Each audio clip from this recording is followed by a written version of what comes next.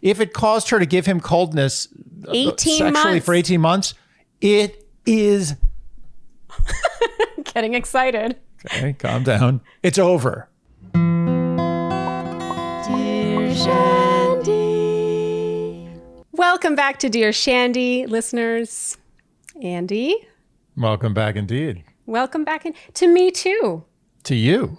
Yes. Welcome back home. I'm back home and we are in the living room answering your questions. Shall we begin? We shall. This first question is from E. I'm in a bind. I'm a foreign aid worker and my job relocated me to my native country, a third world country in bad shape, 4 years ago after spending more than a decade abroad, working from 4 different countries. For the past 6 months, I've been dating a wonderful guy, by far the most loving, kind, patient man I've ever dated. I'm 32 and he's 33. So while the relationship is new, we're both at an age where we're taking it seriously and discussing the future. The trouble is, I'm leaving the country in August because I was awarded a prestigious scholarship in the US. Congratulations, E. An opportunity I couldn't say no to. My boyfriend does not have the papers or visa required to come along. That is, unless we got married. While the relationship makes me really happy, I'm being pulled in different directions as the deadline to move comes closer. My boyfriend is smart and hardworking, but has never lived abroad and doesn't have a very demanding job. While I think he has the potential to do great things, I think his own ambitions have been thwarted by the country's precarious economy and limited job opportunities. That said, I'm still not 100% sure, and to marry him to bring him along to the US with me would require me to bank on potential big time, which I know Andy has advised against in previous Q&As. It would also... Good student. Yeah. She deserves her scholarship. Yeah. It would also require me to support him financially. Also, while this makes me sound and feel like a shitty person, a college campus is prime space to meet potential, more worldly, ambitious mates. Am I selling myself short by potentially marrying someone so fast when I have this opportunity ahead of me? Am I a dick for ending the best relationship I've had just because someone doesn't check some marks off my list? All of these insecurities about my relationship are only being heightened because of this looming deadline, and I'm worried I'm going to fuck things up big time. More than anything, I'm just afraid of making a huge mistake, whether it is to end something that's great or to take a huge leap of faith. The last thing I want is to break his heart. In this case, a long-distance relationship is highly unappealing because while the scholarship is just for 1 year, my job will probably require me to stay in the US or move to another country after. Help. Yeah. She said that a long distance relationship is highly unappealing. So what's more highly unappealing? A long distance relationship, which, you know, is doable and not ideal, but sometimes works, sometimes makes the heart grow fonder, sometimes strengthens relationships, sometimes leads to an eventual reuniting based on the distance creating the necessity. Or, this was a long sentence. I know. I thought you were going to answer this with one word. The beginning of the sentence was she used the phrase. What was the phrase? The negative. It was highly unappealing. Yeah. Highly unappealing. So, what's more highly unappealing? That scenario, the long distance that I laid out, the possibilities for, or getting married right now and losing all the potential of what she's going to experience in the States. Yeah.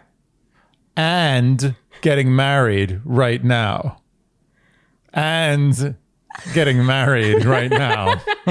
Is that not landing the way you want it to? There's 4 reasons, 3 of which are getting married right now, and 1 is... Okay, no, but seriously, she should not get married. This is E.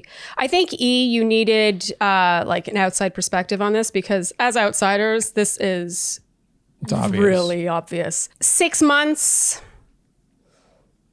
I'm sure she says, most loving, kind, patient man I've ever dated. And by the way, not to interrupt, but she's in the honeymoon phase. Yes. Just yeah. Go ahead. Sorry. Well, possibly. And even in the honeymoon phase, she's still acutely aware of his shortcomings. Yeah. And it sounds like he's wonderful. Maybe she'll come to realize with a little long distance that she actually cannot live without him. Can I say something corny?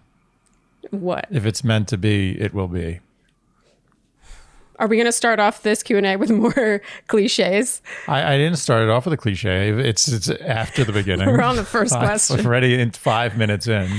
No, I really do think this is clear cut. Do not get married. Yeah. Go to the States, experience what you're going to experience, create the distance, see how that grows your bond or relationship. Or ends it. Or ends it, exactly. I can tell she doesn't want to be a dick. She says, am I being a dick? No, you can't make decisions based on not wanting to be a dick. And a huge part of dating and choosing your mate in life is being selfish. Absolutely. And then when you do find your mate after having been selfish and deciding what you really need, then you have a lifetime to compromise. Of course. Yeah. I feel like, and this is a terrible thing to say, but it's true. I think that every great relationship should be preceded by many corpses. And it's not your fault. As I say, all is fair in love and war. Like, it just happens. You're doing the person a favor by being a dick. Put it that way. In this case, it's hard to know. She doesn't really give his point of view on this, which I'm very curious about. Does he want to marry her? Does he want to come along? This is omitted. Yeah, I'm getting the impression that he does, because the way she's speaking sounds like it's all on her, whether or not she marries him, he gets a green card, and he comes along with her. Yeah, if he wants to come and get married, then she's got this is an awkward problem. She's supporting him financially on top of this new chapter in her life. It's just... it's too much. It's too much. I think Shandy strongly feels... Strong. Either take a break or try the very unappealing long distance for a while. And I think that time will make it abundantly clear. I hate to say this, but I think the very unappealing might be the most appealing thing that she's missing, because by creating that space, she's winning both ways. She's bringing the relationship to a head. Like, is this really what we want? Mm-hmm. And I'm experiencing this great new thing and seeing what life can offer me. Yeah. She wins both ways. Does he win? Sort of, in the sense that if it's meant to be, it's meant to be. And he'll find that out pretty quickly. But she will too. So 6 months he's not in the driver's seat. No, and 6 months is not long enough where... 6 months is not long enough unless you are 100% sure. Nice, good.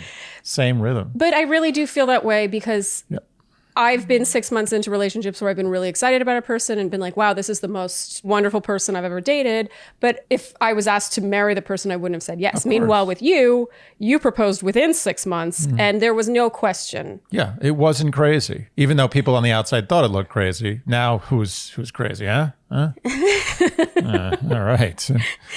Yeah, I think with E, there's a bit of age coming into play here. She says she's 32, he's 33. So they're at an age where they're discussing the future. And so I understand why she wants to give a relationship that she's very happy in, like, the right amount of consideration. Sure. But marriage... No. And even if they do, like, it's like, oh, we'll just do a city hall thing and all this. No, it's hard to get out of. Yeah. That's it. You'd still need to get divorced if something went wrong. It's a divorce. It's no good. I just think you need to be 100% sure, and it should not be for an outside reason like this, especially adding on her being in a new place, financially supporting him. There's nothing wrong, E, with admitting that a new college campus is a prime space to meet potential mates. And 32 is the new, like, 18. It's like she's got a lot of time. You have time and opportunity and adventure ahead. Yeah. Be a little selfish and don't put all your eggs in that. Yeah. I think I hate to say it, but she wins both ways. She does. Both ways. Taking the highly unappealing route. I feel like this question makes me think we should have like a rating scale on the strength of our feelings of whether you should leave or not. It should be like a strong, like a stock recommendation, like strong buy, strong sell buy, hold. Okay. Like it should be like that. I think this is a strong sell. Yes. Like you are not getting married. We are not allowed. The Shandy will not allow it. The Shandy. Yeah. Yeah. It's no good. So we're both doing thumbs. Thumbs down to marriage. Yeah, thumbs down to marriage in this case. Yeah. Yes. Okay. Strong thumbs down. Strong thumbs down. Double. We're doing double thumbs down. Yeah, double thumbs down. Good call. E, this is the new thing. Double thumbs down. Don't do it. don't get married. You got 4 thumbs down. It's not just me and her disagreeing. This is 2 thumbs down times. Yeah, that's 4. Okay. 2 times 2. Okay, good job. Moving on. Yes. This next question is from Elizabeth. Dear Shandy, I'm writing to you to hear your point of view on the choice to not live with someone before you marry them. I know you both have a strong belief that you should live together before getting engaged or married. I have had 3 friends who were cheated on by their boyfriends while they were living together. One of those friends dumped him and moved out. The other 2 ended up marrying those men. I can't help but wonder if a big reason they stayed was because they were living together, which added the feeling of permanence to their relationships and made it 10 times scarier to break their lease, pack up all their stuff, and completely change their environments. Oh my God, I have so many thoughts already. Oh my God. That's a good point. Oh, I disagree. No, it's a good point that I never considered, is that moving in creates some degree of permanence in itself. It's like a self-fulfilling prophecy. Yeah, but hell, you would rather know that. Talk about permanence. Getting married without fully knowing the person is way more permanent. I still stand by you should move in before you get married. Okay. I'm just saying that it's kind of like a necessary evil of the process, is that she's right. It does create this kind of like, oh, now we have to break the lease. We have to move out. I have to find a new apartment. Whatever. It's just something to think about. just could not disagree more on this front. Right. I just really feel like that's an excuse. Like, I think that the kind of woman that is going to, if she's cheated on and still ends up, staying with that guy, I don't think a lease was the reason why she stayed. No, I agree. It's like saying, I don't want to get married, but I don't want to pay for a wedding. Like, it's kind of like you have to do it. I mean, even if it's $50 for justice of the peace, it's like you have to do it. Okay, let me get through the email. Okay, good. My friend who moved out after he cheated said she felt more alone than ever because not only did she not have him anymore, she also had to get used to living alone again. I have been dating my partner for over 2 years now, and we are planning on getting engaged within the next year. I am almost 25 and he is 26. We live close by each other and spend probably 3 out of the 7 days of the week together. We basically live together on the weekends. I sleep at his place on the occasional weeknight. Sometimes he sleeps at mine. But sometimes we just spend the day and night in our own apartments on our own. I wanted to hear your perspectives on whether I could be making a mistake in not living with him before we are engaged married. In other words, what is the difference between spending all weekend and an occasional weeknight living with your significant other and actually signing a lease together?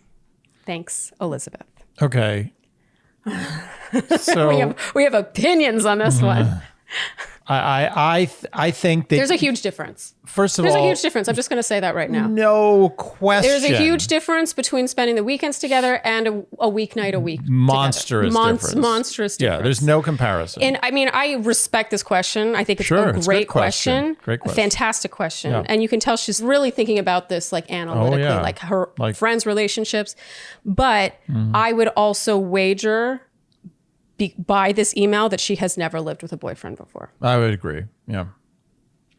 And her point is valid in the sense that it's valid in a microcosm. It's not valid in the macrocosm. It's valid in the sense that, yes, if you do move in with someone, there are a lot of friction you have to overcome to remove yourself from that situation. You have to find another lease. You have to get over the sort of, codependency of living with someone, unless you hate the person completely. And moving sucks. Moving sucks. You have to move your stuff. You have to find, it's a pain in the butt. It adds a whole other hurdle. I get that, to breaking up. But it's a way bigger pain in the butt. Pain in the butt.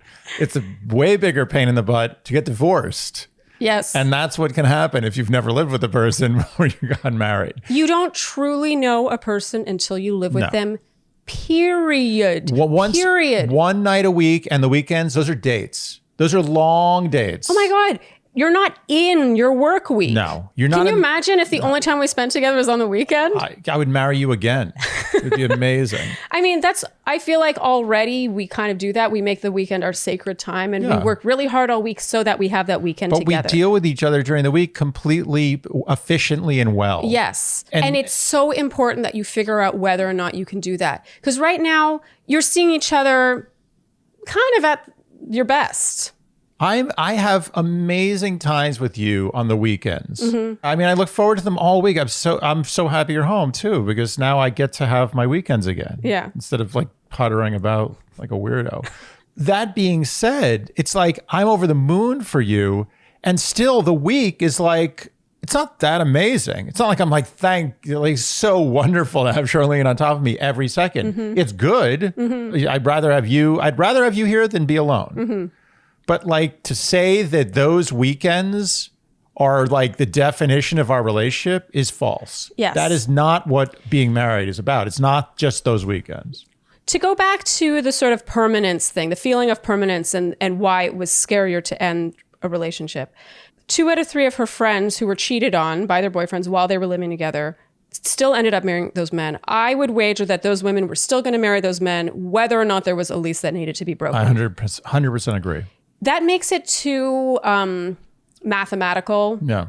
Like that's not taking into account emotions. And the other friend who moved out after she was cheated on and said it was really hard because she had to get used to living alone again. All that entire paragraph, all I see is either dodged bullets or information you'd rather know sooner than later. I agree. And interesting that they were all cheated on while they were living together. You're going to really have a better idea of who's going to cheat on who if you're living together. Does that make sense? Living together brings cheating to a head. It's like if you're going to cheat, you're going to cheat when you're living with the person. They're on top of you every day. Unless when you get married, you don't intend to live together. Who does that? Well, that's the logic. That's like the same Woody logic. Allen, Mia Farrow. Look what happened with that. To me, saying that you basically are living with the person because you spend the weekends and one weeknight together, then that's what your marriage should look like. Sure. Then you have separate apartments, you spend your weekends together. Yeah, I mean, people do crazier things in their marriages. I mean, that's very unusual, but it's very unusual, but it happens. My point is, I really believe in knowing exactly what car you're buying before you buy it. You want to test drive it, test drive living it, test drive going fast, test drive going slow, on rough terrain. You do a lot of test driving, right? You could tell. Just constantly test driving cars. Real spoken like a true driver. Going slow, going fast, driving on a road. Dirt paths. Pushing the stop thing. Yeah, no. If you can't tell, I get your point. I'm not much of a driver, but yeah, it's a similar thing. Don't you want to know what's under the hood? Yeah. You want to know everything. Yeah, no, you want to know how this person is on a Wednesday after 3 rough days at work. On the not fun days. Yes, on the it's not fun days. It's not all fun. Marriage is not like one fun day after another. I'm getting really worked up because I feel so strongly about this I do too. And I give her credit. The question is good because yes, she's right. There are problems with moving out. Yes. But there's also problems with living. Like you have to do it. Yeah. Life is not all like clear-cut, easy choices. You have to make the hard choice, and sometimes you have to extract with difficulty, and that's just the way it is. There's one more thing I want to address here, and that's the logic that these women ended up marrying these men partly because they didn't want to break a lease and move out on their own. Yeah. Those are two absolutely separate things. Mm-hmm. I mean, and we're talking marriage. They ended up marrying these men. Yeah. And I'm not saying that if a guy cheats that it's, the end of the world. Maybe it was just a fluke, a fling, whatever. Sure. Could have been. But you don't know other people's relationships. And it really minimizes the relationship that the friends have, the ones who ended up marrying those men, by insinuating that they married them despite having been cheated on because they didn't want to go through the work of living on their own. Right. It's a very weak, if that was a science experiment, like a drug test for a vaccine, it would fail. That's not a scientific method. I can see how she comes to the conclusion. It's a fascinating thought process. Like I find this email really fascinating. She's really very cerebral, probably pretty neurotic, which I respect. Yes, we 100%. Respect your neuroticism. She's doing her thinking, but the fact is you can't get around it. You can think your way out of it as much as you want, but you have to live together before you get married, unless you are 100 and... Just 100. That's the max. Oh, that's the max? Yeah. Okay. You're the one that said it was the max. I know, but you know what I'm saying. Yes. She says they're going to get engaged in the next year. If it works out, fantastic. We wish you all the best. You don't have to. No, it sometimes works. Sometimes people who don't live together get married and everything's great. Yes. But most of the time, it's probably not the case. You just don't know a person until you live with them. No. You either don't live with them and get married and you have a happy life and you're one of the minority, or you don't live with them and you get married and you settle, but you're like, oh, wait, this isn't nearly as good as when we were spending weekends together and maybe one weeknight, but whatever, I'm married, I'm too lazy to get out of this. This is what it is. Done. And those are the two possibilities. And the one I just said is way more likely than the fact that everything's perfect. I'm sorry, but that's just cold truth. My final takeaway on this is think about how many people get divorced after having lived together before they got engaged and married. Mm-hmm. Living together and existing together and marriage, like they're all, easy in some ways and they're going to be difficult in other ways without question. I just feel like you want to know 100% what you're signing up for. And that means emulating what married life will look like before you're married. And that means living together. And going on your car analogy, which as cute as it was very apt. It's 100 times more important than buying a car. If not, I don't even know if that's the right. Maybe 1,000 times more important than buying a car is getting married. So if you were going to buy a car, you'd spend a lot of time, as you said, slow, fast, stopping, going. Multiply that by 1,000, and that's how much test driving you should do on a marriage. And without living together, you're not doing a proper test drive. Period. Done. Ultimately, next. Elizabeth, you do you, but I think Shandy has made. Yeah, this is a strong double thumbs up for living together. Yeah, or double thumbs down for not living together. Okay, moving on. Dear Shady. Dear Shady? Oh. That's happened a few times. Is that a joke about the Eminem song, or is that just a typo? I think it's a typo, but I find it, or it could be autocorrect. It's more likely autocorrect. Yeah, right. It's probably that, but it's pretty funny. It is funny. It's funny because it happens a lot, actually. Yeah, we're pretty shady, I guess. Oh, by the way, this question is from Anonymous. Oh. Thought you'd like to know. My favorite. I love the podcast and relate to a lot of your opinions and advice, maybe because our personalities are similar. She has a personality similar to Shandy? Or to you? Well, or to Shady. Or Shady. Which one is it? I am an INFJ type 4 and my boyfriend is an INTJ type 5. Oh, so she is related to Shandy, the two of us. So yes. Nice. Well, her boyfriend, yes. Weren't you a 4 and I was a 5? Is that how it worked? Or you were 3? How can you not remember? Anyway, sorry, we'll cut that. Here is the context. I have been with my boyfriend a little less than 2 years. We're both in our early 30s, and I feel like this could be our forever relationship. We have intellectually stimulating conversations about social issues, politics, pop culture, etc. I feel fulfilled in most aspects of our relationship, including physical, and experience joy from our time together. What a lovely way of putting it. I experience joy from our time together. That's nice. I experience joy from my time with you. I also experience joy from my time with you. What a lovely way of putting that, Anonymous. I agree with you. She could have said, I enjoy spending time with him, but she said, I get joy. I experience joy. I love that. That's a difference. There is a difference. Yeah. However, it has become apparent that we have very different senses of humor. For example, he will text me tweets or memes that I just don't find funny at all. Oof. Then I find it awkward trying to craft a response to acknowledge his effort without being insincere. Thumbs up is my usual thing. Just a thumbs up emoji. Conversely, I will share something that causes me to laugh out loud and he just doesn't get it. In real time, if someone says or does something which I find to be funny, he doesn't even notice. Once we went to a comedy show and suffice it to say, it did not end well. We've talked about this and agree we don't have the same sense of humor. This could have something to do with the fact that we are from different countries. Yep. I knew it. I have been in relationships with people from different countries and cultures than me in the past, and this was never a problem. So it makes me think it's more of a personality trait than anything else. I think it's probably a factor, but maybe not. A little bit of both. Yeah. I wouldn't consider either of us to be particularly funny people, but I have had other relationships with friends and past partners that have been more aligned in this sense. I also wouldn't have listed shared humor as a top priority for my ideal match. However, now that it's lacking, I do think it's an important aspect of any relationship. I sometimes feel like he doesn't get me and I don't get him. On some level, there will always be things we can't appreciate and share together. On the other hand, we are aligned on our values, passions, and physical connection. So, my question is, how much do you think humor matters in a relationship with someone you could see as your forever person? I'm not saying this as a deal breaker, but I do wonder if there's some cause for concern. Am I being too picky and or unnecessarily comparing this aspect of my other relationships? Anonymous. Okay. This is a tough one. This is a tough one. I have a few thoughts.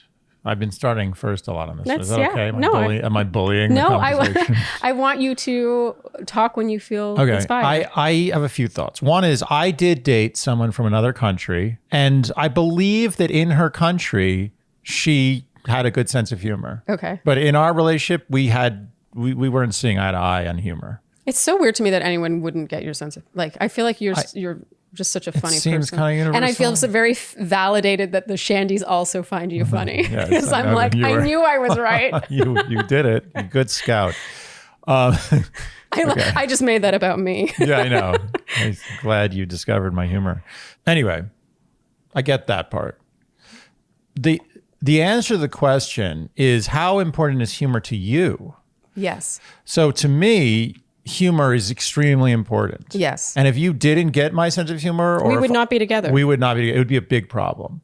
No problem. We wouldn't have dated in the first place for it to become a problem. Yes, I agree. It wouldn't have happened. It would have been shut down within the first 30 minutes of meeting each other. Yeah.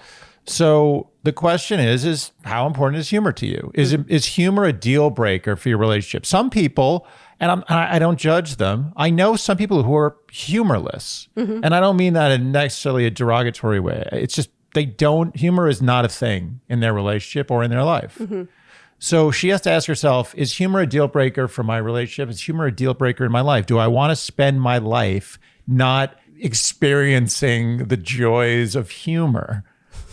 To break it down coldly, but she did say experiencing joy.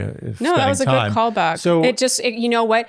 Instead of me finding that a charming callback, it just really, there was real gravity to what you said.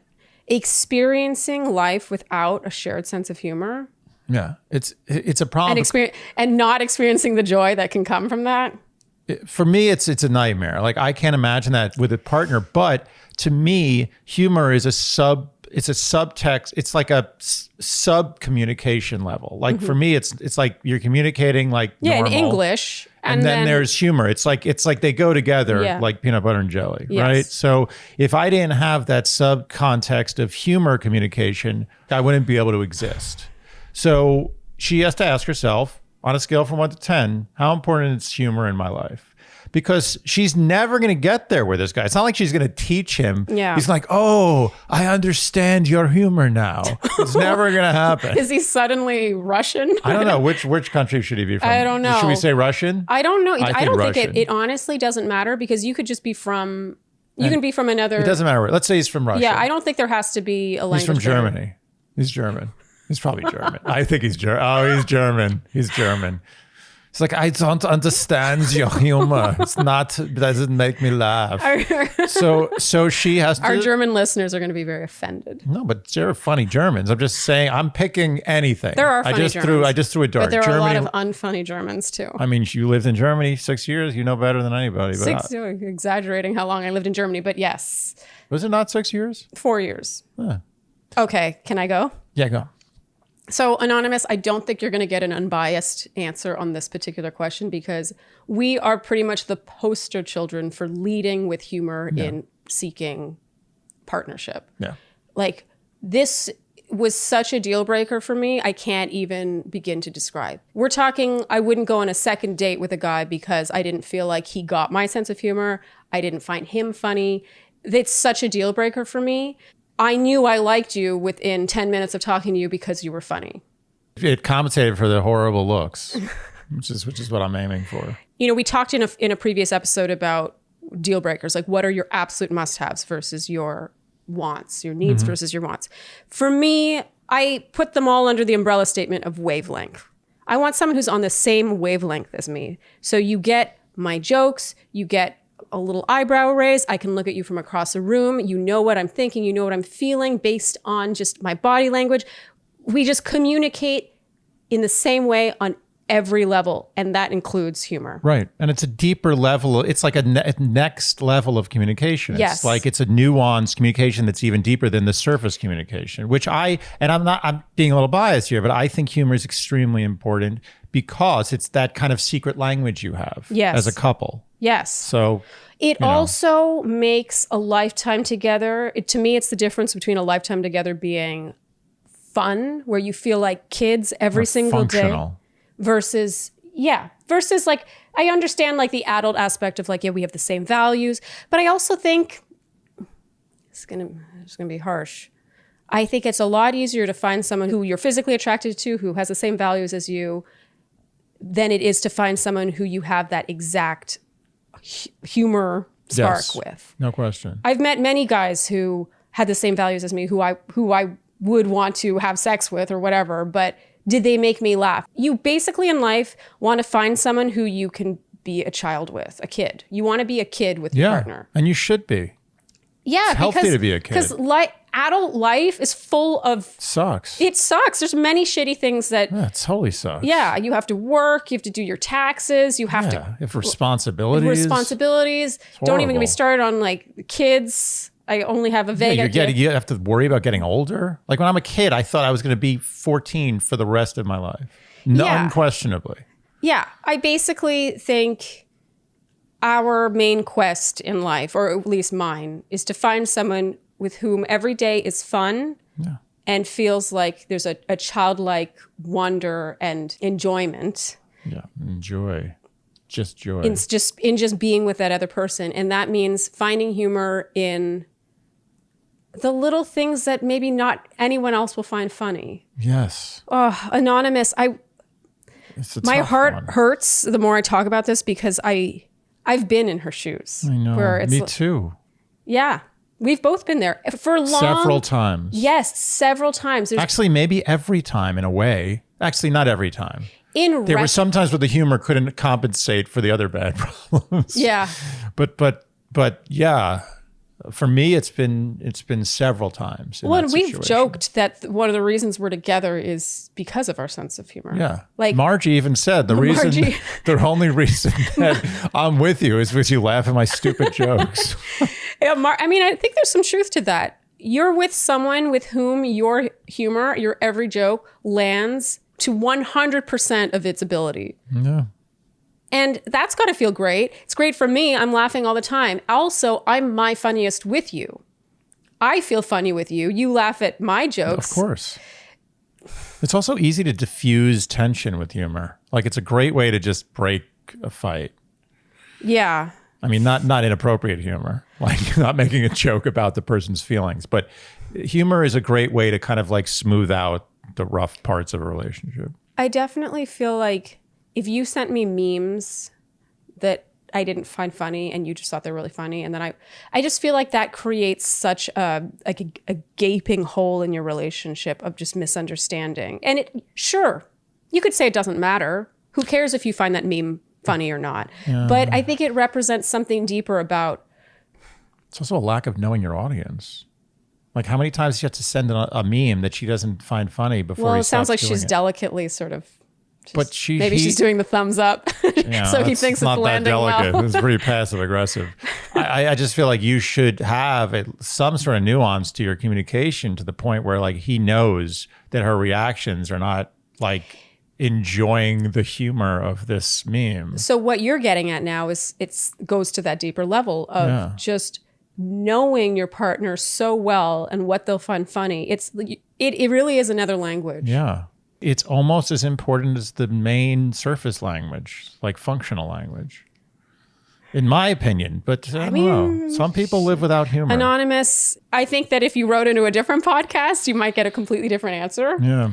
I think you're right with how you put it. How important is humor to you? Yes. All I know is that for me, it was an absolute non-negotiable, a deal breaker. Yeah, me too. As in, I would not go on a second date with a guy because of that alone. It was just not worth it. Life is too dry for you to be in a humorless relationship for the rest of time. It's not. There's not enough joy in just life, functional life. I'll also mention this just for a bit of background. I feel like the only other person I really had that with was my first major boyfriend, that real sense of humor connection. Yeah. And I think I took it for granted. Huh. You know, we got along great. And then I didn't find that in many relationships. Right. And after having dated a bunch of other guys without having that, where, you know, they'd say something and we're sort of laughing at their own joke and you're kind of like, ugh. Or you would say something you thought was funny and they didn't laugh. All those years of being in relationships like that led me to the conclusion that it is a deal breaker. And I then went out dating with that in mind. And then I found you and I found exactly what I was looking for. I'm not saying end it, Anonymous, but like you said, Andy, how important is it to you? She's got to ask herself that question very seriously. Yes. Because I don't think you can teach that. It's a lifetime. How long have they been together? 2 years? 2 years, I think. A little less than 2 years. I mean, a lifetime of not having humor as a part of your relationship is, to me, it sounds awful. But again, Same. my humor on a scale from 1 to 10, my need for humor is 10. Yeah. Hers Same. might be a 2, in which case it works. Yeah. You know, all the other things. He sounds wonderful in many ways. If those you think are harder to find than someone with whom you can have that shared sense of humor, then I don't know if it's a deal breaker. It's not necessarily a deal breaker. She has to just have a real come to Jesus moment with herself. For me, it's a deal breaker. Yeah. But I came to that conclusion after many years of not having had it. Yep. And so did you. So this is like a Wait, what is our... It's kind of like, it's undetermined, but... It's undetermined because we don't know her. We don't know... I mean, she is writing into a podcast about it. And she writes well, which probably means she has an intricate personality, in my opinion. Intricate meaning that her... Like she's got layers. She's not super basic. She's not super basic. I feel like humor could only make her life better. As you said, by default, she's writing into a podcast. And I think that she's got to weigh how damn good the other aspects of this guy are. Mm-hmm. Do they outweigh a lifetime of not sharing humor? It's like so insane to me. The more I think about this, the more I feel strongly. I mean, I felt strongly just reading it. And now the more I think about it, I'm just like, how can you live without that? I can tell you this. My parents, I think they had a good marriage, but there were some, rocky times. There's a lot of fighting and there was a lot of issues. I mean, even sometimes politically they didn't agree, which I find I was always like, whoa.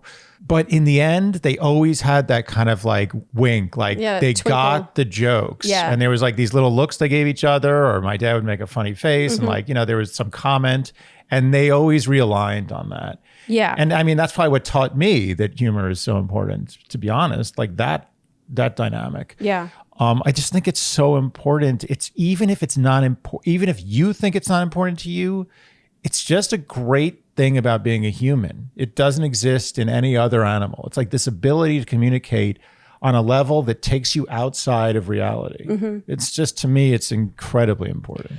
I also think, and then I swear we'll move on. I also think that there's two parts to the humor thing. One is what you consume, whether or not you find it funny, and your interactions, whether or not you find the person funny. Yeah. So my big ex, my British ex, obviously you know who I'm talking about, we found each other really funny. I was my funniest with him. He was his funniest with me. We made each other laugh all the time. But our senses of humor in terms of what shows we liked, what movies we watched, maybe what memes even memes, we found the same things funny.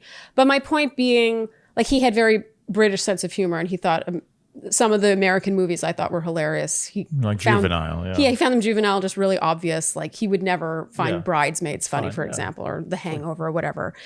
And I remember I found the stuff that he found really funny, really cringy. So there was just some sort of a cultural difference there, but it really didn't matter that much in our relationship because we made each other laugh. Mm-hmm. And I think, Anonymous, there maybe needs to be a little analyzing there, whether, if it's just the occasional meme, whatever, but the thought of living out your life without having that cheeks hurt, abs hurt, laughter regularly. Yeah.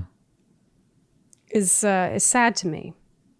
Yeah. And in the meantime, maybe just have like just be like, stop. The memes aren't funny, dude. Like, stop with the memes. Stop with the memes. Okay, Anonymous, we wish you luck. Yeah. Are we doing this?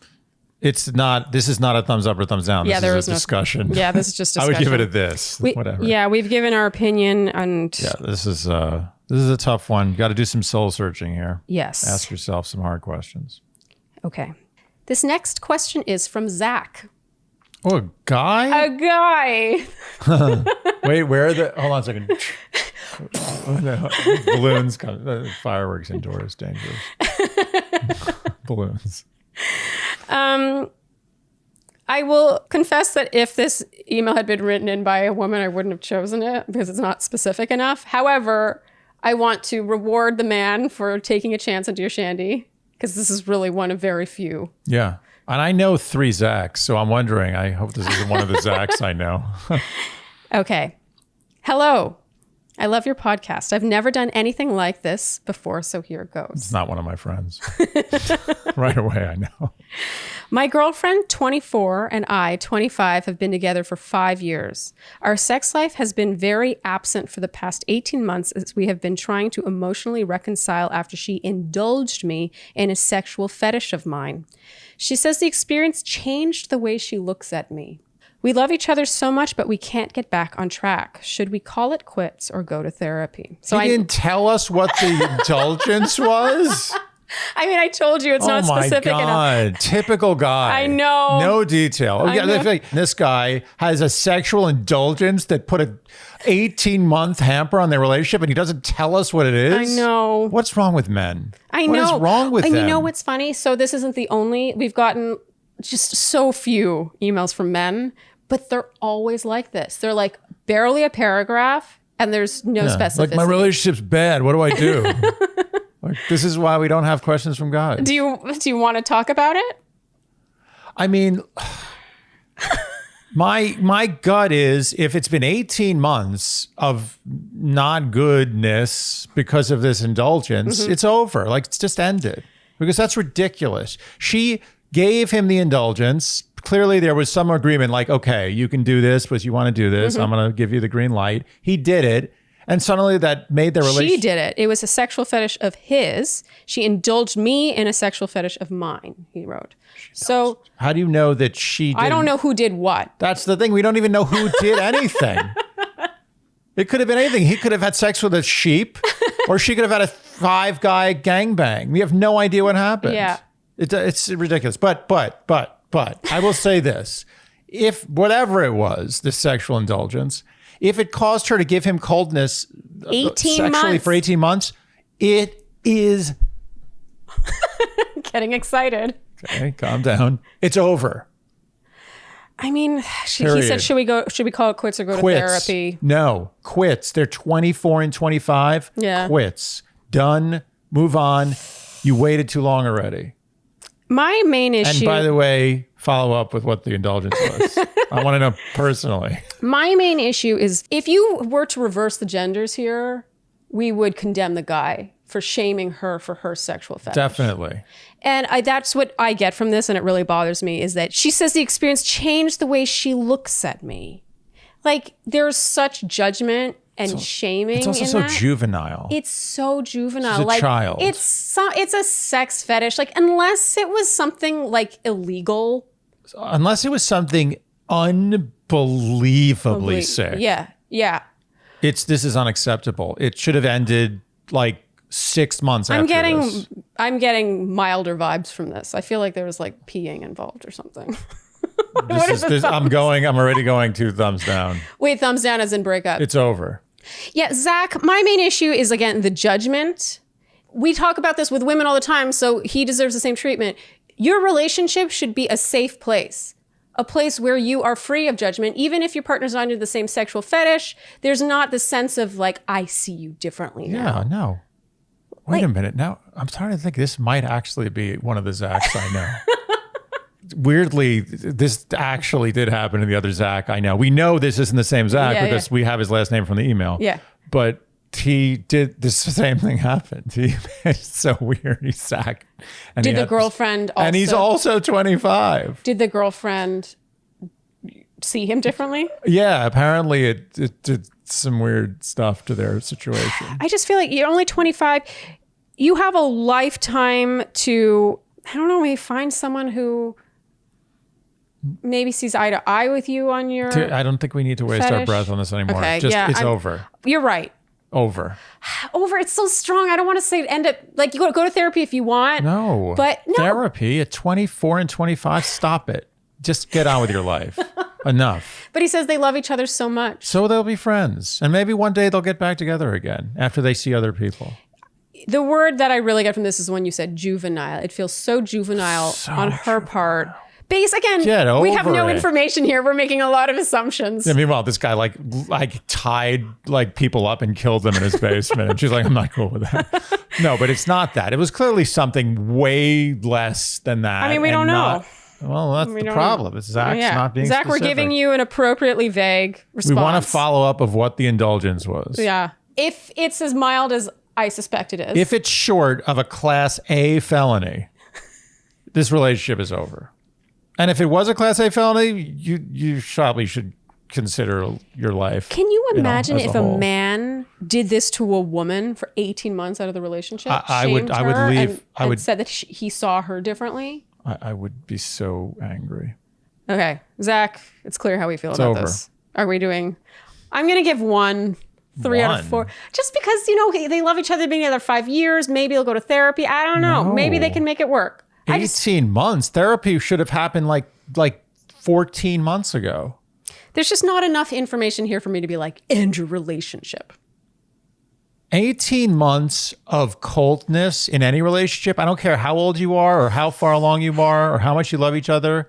It's over. I'm always the gray area person here. Just let me do one thumbs down. The other thumb is because there's not enough information. What is she in the relationship for? What is she doing? Okay. Can I move on? 18 months is like there are some animals that live for 18 months. I think like a mouse averages an 18-month lifespan. That's a whole life. Of a mouse. He's spent in a sexless, angry, guilt-ridden relationship. Come on. Done. 25 years old. You've already wasted your whole year of 25. Get on with it. And her year of 24. She's wasting her time too. She doesn't even realize it. Good luck, Zach. Yeah. I think we'll move on. So lame. Okay. This question is from Carrie. Carrie is a woman, I assume? Yes. Is it K-E-R-I or C-A-R-R-I-E? The latter. Okay. Why does that matter? It changes things for me. Which do you think is more true? Absence makes the heart grow fonder, or out of sight, out of mind. I've been pondering this for years. How do these opposites exist at the same time? Which one do you think you abide by more often? Sorry, I don't have any specifics or a specific question. I was just reminded of these sayings when Andy was rattling off all those metaphors in a recent episode. Anyway, I love the podcast and would be so lucky to find a love that you guys have. Well, how nice. I have an annoying answer to this. I have the same annoying answer. You want to say it on 3? Okay, 1, 2, 3, and then say it. Okay. Or 1, 2, 3. Wait. Let me just think how I'm going to answer this so they don't screw this up. My answer is one word. What was the question? Again, just repeat the Which actual... do you think is more true? Absence makes the heart grow fonder, or out of sight, out of mind? Okay, ready? So 1, 2, 3, blank. Okay. Yeah, not on 3, on the After 4. the 3. Basically. Yeah, on the 4. Yeah. Okay. 1, 2, 3, both. Oh! Yes! I knew that was going to happen. Yeah, they're both true. Yeah, they're both true. They're both true, Carrie. But they both exist at the same time. However, if you truly, truly love somebody and that love is real, distance will make the heart grow fonder, stronger than out of sight, out of mind will operate. Yes. So while they both operate at the same time, if the love is truly there, it's going to be like a 60-40, 70-30 split. If you're kind of like, and you're not that into the person, then the out of sight, out of mind is going to start winning the battle. Yeah. And I actually Always. think... No matter how much you love somebody. I think if it's 100% of one, then... There's a problem. There's a problem. Like, I agree. I would not want to be in the kind of relationship where absence only made the heart grow fonder and I was just thinking about the person I was... I mean, it reminds me of our recent caller. Yes. Just that constant missing to the point where it like physically hurts you. Well, that's a sign that you're worried. There's anxiety. Or maybe it's just so early and you're in the relationship, you're young, or maybe the relationship is on the young side. So I understand that where you're still in that honeymoon phase and it just feels like it physically hurts You really miss the person, but oftentimes if you're in an established relationship and you miss them to a really extreme extent without the out of sight, out of mind really operating well, there's probably a slight chance that there's a crack there and you're worried that they're going to go with somebody else. And maybe vice versa. I don't think it's necessarily about a worry about them going with someone else. To me, it's more of the dependency of it. Like, I need that person in my life to feel fulfilled or happy or... That's maybe something that person should think about them, well, their own or it mental could just state. be the early stages of a relationship or an unhealthy relationship. It can be very early stages, but if it's a little later stages and you feel that kind of like 90-10 heart grow fonder, out of sight, out of mind, you may be worried that person might stray. That's my opinion. Yeah. I mean, on my recent contract, I feel like it was truly 50-50. Yeah, 50-50 for me too. Yeah, this was the easiest gig for us to be apart, I think. Yeah. We were apart for over a month. And I both missed you a lot and also lived my life. Yeah, me too. And I think that's exactly how it should be. Yep. So, yeah, that's an annoying answer. It's both. True. It's also an easy answer. It is an easy answer. There's no question. I have no doubt. I have no doubt that is the correct answer. Based on our experience. Based on my opinion. All right. This question is from Anonymous. What are you looking at? I'm looking at your shirt. How cool, like all the things that are happening in that anime's eyeball. That anime? I do not know who this is. Is that a famous anime? A famous anime. Do you really not know who this is? Oh my God, this is such a generational difference. Right now. Is that Sailor Moon? Oh, yay! I don't know where that came from. That was a total I'm so impressed with you. I really didn't think you were going to get that. I didn't think I was going to get that either. I'm still kind of amazed I did, but I'm just looking at the eyeball. Oh, it says Sailor Moon on it. You think I can read that? Are you kidding me? I always thought it was a yellow smudge underneath. The eyeball is fascinating. There's a lot going on. There's the white, and then there's that little black thing, and then there's a two rainbow white thing, those arced, and then there's a little white dot. I would never think to do that. And if you look at it just as an eye, you're like, what is this? But then you look at it as a picture from a distance and you don't even think about it. Just that's a glistening eye. Is that interesting information? Very cute. It's amazing to me. I'm not an artist. That I know. We all saw your banana on Instagram. I do. I'm a renowned banana artist. All right. This next question is from Anonymous. My boyfriend and I are driving each other insane. Okay, end it. We are 24 years old and have been together for 6 years. We love each other very much, and that love has not gone away. But the passion, the mystery, and sometimes the respect has gone. Oof. I have strong feelings about the respect being gone. I'll continue reading. What happens? What? No, I was saying 6 years from 6 years. They've been together since they were 18. 18, 6 years. That's a. Should we even read the question? Woo. Yeah. Okay. Go ahead. Some background. We have been dating since the beginning of senior year in high school and have been together ever since, even enduring 4 years of long distance at college. I cannot even begin to describe the adventures and growth we've experienced together as a couple and as separate individuals. Our relationship has always been mostly very healthy. We do both have bad tempers, and some of our fights have been very ugly, never physical. I hope not. He is sexy, hardworking, compassionate, intellectual, and hilarious. We communicate brilliantly. We're both very loyal and trusting and have had incomparable sex. I've learned a lot from him and vice versa. I am his first girlfriend and he is my second real boyfriend. So incomparable sex from what? She said, and have had. Had is all caps, meaning I imagine that's No. past What I'm tense. saying is incomparable suggests it's incomparable to...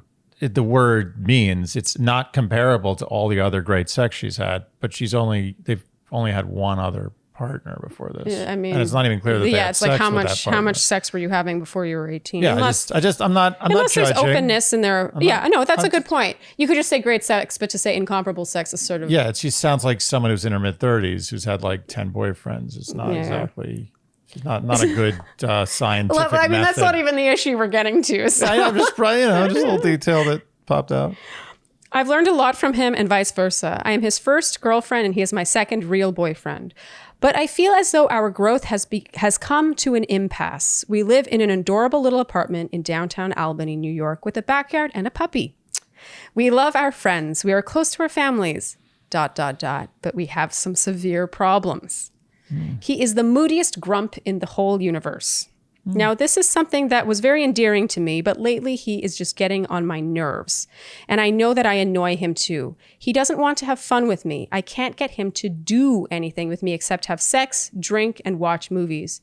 Granted, obviously it's COVID, so we can't go on our usual dates to see a play, a movie, or live music. We don't go out to eat as often, and also he is extremely broke. I have been paying rent for the last 3 months. It's not really his fault, but it has caused some tension in our relationship. I have also gained 20 pounds since COVID, and I hate having sex because I hate my body. Bottom line is this. We are both generally unhappy, and it has become a question of whether we are unhappy together or just unhappy. We can't seem to get past this low point in our relationship, and I can't help but wonder if we are getting in each other's way of improving our lives. Maybe we have more to live outside each other. Maybe there is more to find out about ourselves, only separately. We have been having very open conversations about this recently, but I don't think we can convince ourselves to really take that big step, and we aren't sure if we want to. We have been completely involved in every aspect of each other's adult lives, and it's all we know. Also, neither of us feel we will find a greater love somewhere else, ever. It's too scary to let go. What do we do? Help. Yeah, those words don't ring. They don't ring true. They're just... Which ones? It's dangerous words. Which ones? That we don't think we'll ever find anyone better. And I think those are just untrue words. Well, yes, but I'm saying... No, it's not untrue. Like, you can emotionally believe that, but I think having thought that when I was 24... That's exactly what I'm saying. Yeah. When I was that age, I remember thinking that exact thing, and I look back now on who I was thinking that about, and I'm like, it's laughable. Yeah. So it scares me because it's so blatantly obvious to me that they need to go experience the world separately for a little bit. And if necessary, come back to each other. It will, as I said, if it's meant to be, it will be. But there is so many things here that are wrong. Number one, they started dating when they were 18 and they're 24 now. Still young enough to completely do a million things and figure their life out. So there's no loss there. Mm-hmm. Whatever. 6 years, fine. They had an interesting time, incomparable sex, whatever. Time to go. Time to go explore the world and then maybe come back to each other or maybe not. I am so convinced of this. There's no question in my mind. Yeah, I think it's tough when there isn't this clear deal breaker. Like, there's not a big transgression or, this event that happened. And therefore, it's a lot tougher. And I've been there. When I was 24, I was there.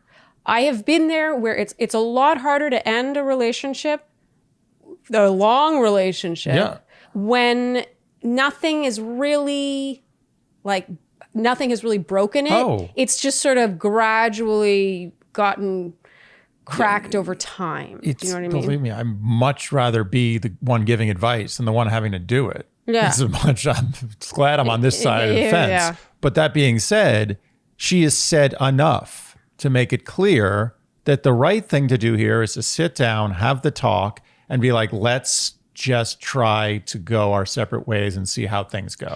I can't tell whether this is like a COVID-caused issue Do you know what I'm They've saying? been together for 6 years though. And it's not like this just, I feel like this has been going on for more than the COVID. And you think that the COVID just sort of is exacerbating it? COVID's bringing it to a head. Yeah. And I think the COVID has given her the opportunity to move on. Whereas without COVID, maybe this could have dragged on for a lifetime. There are two things that stand out to me the most in this. The first is that sometimes the respect is gone. No good. I feel like when respect is gone from a relationship, Yeah. you're going to spend the rest of that relationship just trying to like piece together the broken parts and Can't like reglue it and yeah. like try to hold it together. It's not the same. It's Putting the genie back in the bottle. yeah, you No cannot. good. And I've been there. Again, I've been there where I felt the respect had gone, but I was like, but I love so many things about this person. He loves me so much. I'm never going to find another person who loves me that much. I'm your later self, your future self. I found someone who not only loves me as much, if not more, but also I feel better seen by. Yeah.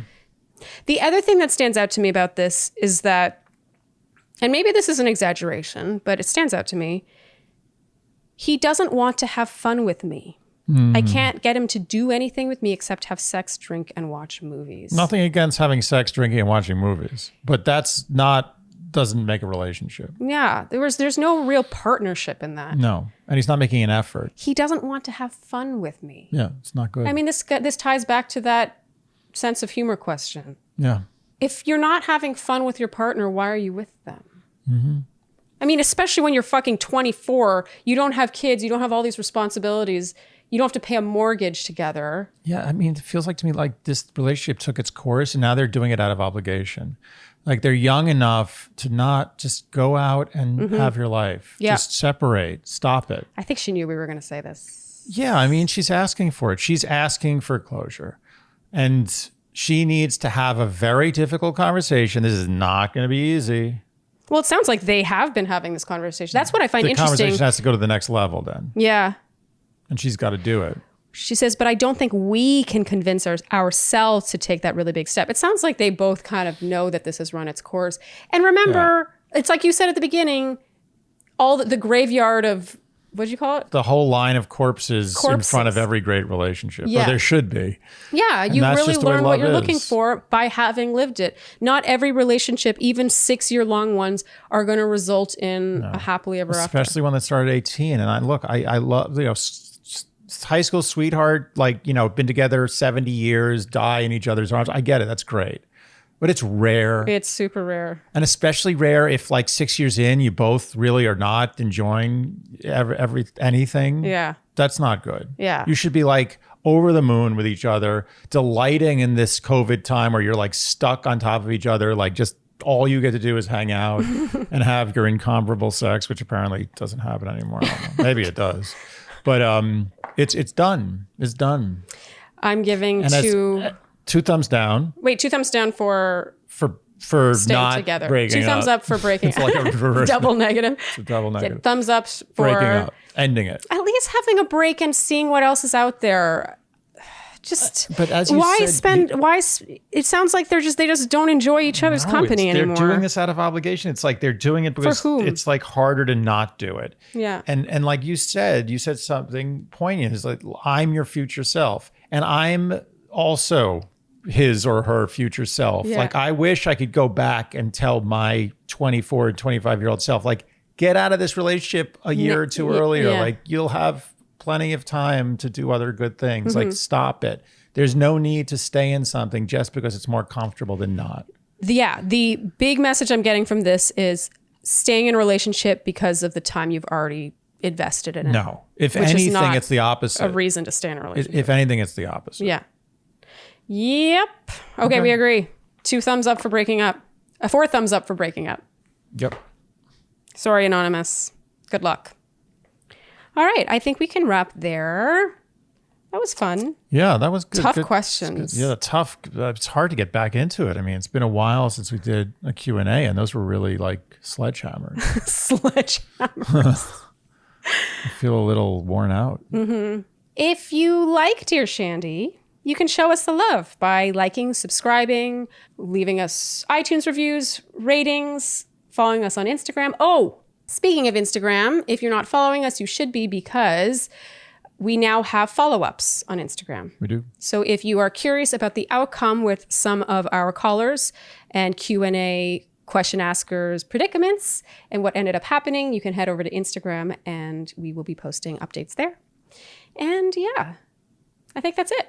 I think that is it. Thank you guys for your fantastic questions and for tuning in, and we'll see you next time on Dear Shandy. Bye. Dear Shandy.